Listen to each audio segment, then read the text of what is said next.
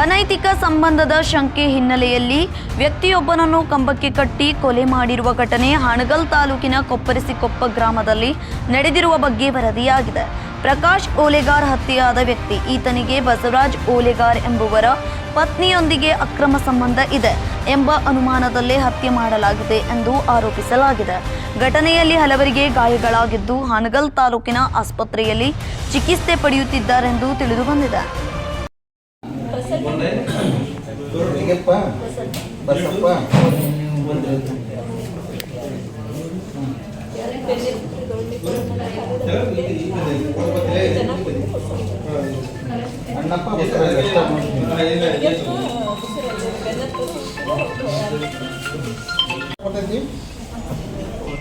ಶಕೀರಪ್ಪ ಓಲಿಕರ್ ಏನಾಗಬೇಕು?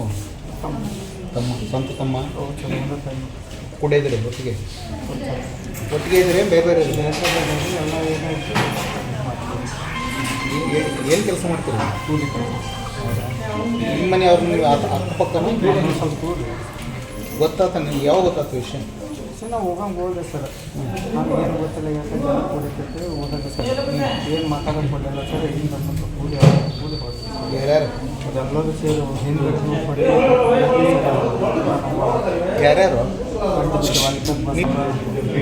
ತಮ್ಮರೆಲ್ಲರೂ ಸೇರಿ ಹೆಸರು ಬಸವ ಏ ಮತ್ತೆ ಬಿಡಿಯಪ್ಪ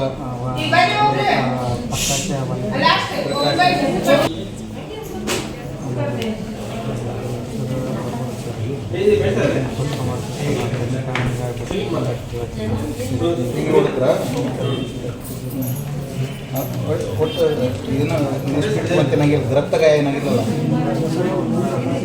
ಯಾರು ನಿನಗೆ ಯಾರು ಮಕ್ಕಳಿದ್ರಲ್ಲ? ಹೆಣ್ಮಕ್ಳು ನೂರಾರು ಜನ ನಾವು ಹಿಂಗೆ ಆರಾಮದಿಯಲ್ಲ ಅಟ್ಟ?